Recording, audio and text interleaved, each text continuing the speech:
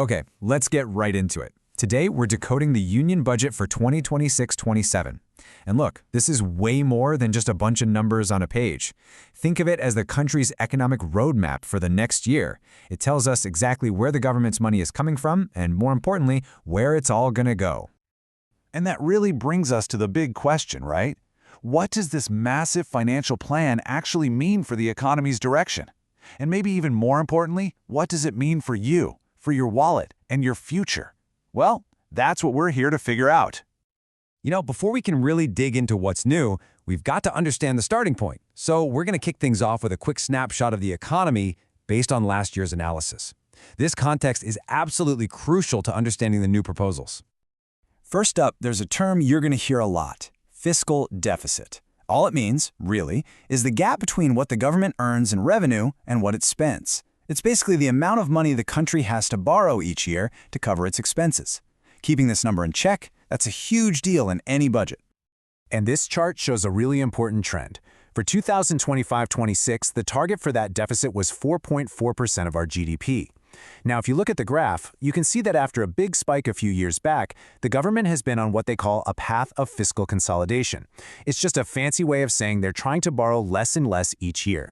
So the stage was set with some pretty big numbers. The economy was expected to grow by about 10.1%, that's including inflation, and the government was planning to spend over 50 lakh crore rupees. These are the numbers the new budget is built on. So with that foundation laid, let's see what's new for 2026-27. This year, the budget is built around a central theme, a philosophy of kartavya, which means duty. It's being presented as a sort of threefold path that guides every single new announcement we're about to talk about. So what are these three big duties? Well, first, it's about keeping the economic engine revving and making sure that growth is sustainable. Second, it's about helping people reach their goals by building up their skills and potential. And third, it's about making sure the benefits of all this growth actually reach everyone, which ties into that broader Sabka Saath, Sabka Vikas vision. And this quote from the finance minister really sums it up. The whole budget is supposedly designed to deliver on these three core duties, with a special focus on the poor and underprivileged. So with that principle as our guide, let's see how they plan to tackle that first duty, boosting the economy. All right, let's get into the big-ticket items. Section 3 is all about boosting the economy. And this is where we see the plans to fulfill that first kartavya of getting growth into high gear. And boom, here's the headline number: 12.2 lakh crore rupees. That is the proposed capital expenditure, or CAPEX. This isn't just everyday spending. This is money for creating long-term assets. We're talking new highways, railway lines, ports, you name it. The logic here is that this kind of spending has a massive multiplier effect, creating jobs, sparking private investment, and really just supercharging the entire economy.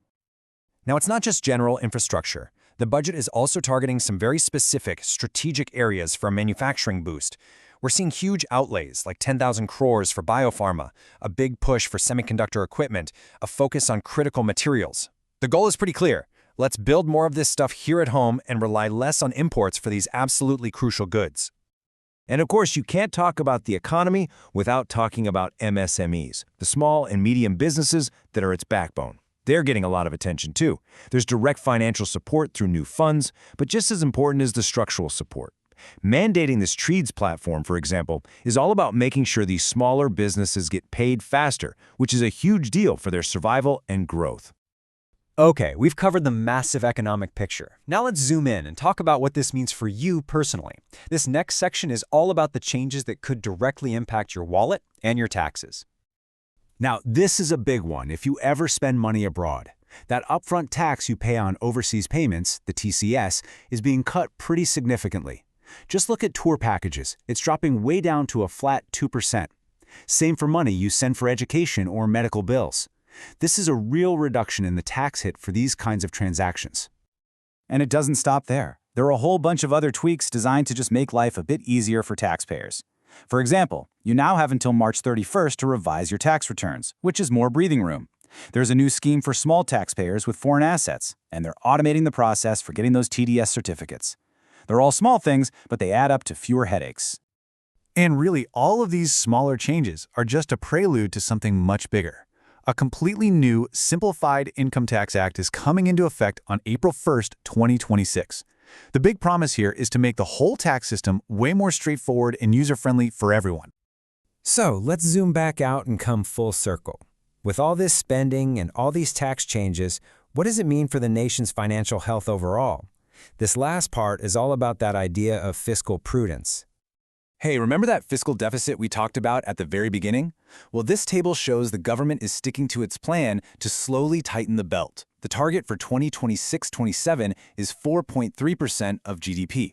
Yeah, it's only a small drop from 4.4%, but the key thing is the direction. It shows they're continuing on that path of consolidation. And that discipline directly affects our national debt. This chart shows our total debt as a chunk of our economy. The forecast is for it to fall to 55.6%, keeping us on track for that long-term goal of getting under 50% by 2031. And why does that matter? Well, a lower debt ratio means less money spent on just paying interest, and more money available for things like schools, healthcare, and yes, more infrastructure. So, if you take away just one thing about the government's finances from all this, it should be this. The budget is a balancing act. It's trying to spend big to fuel growth while, at the same time, sticking to its strategy of cutting back on borrowing and managing the national debt responsibly. So there you have it. The budget lays out a really ambitious roadmap, right? It's aiming for high growth, inclusive development, and a healthy balance sheet all at once. The plans are all there on paper, the vision is clear, but the million-dollar question, as always, is this: will the execution on the ground actually match the scale of the ambition? Only time will tell.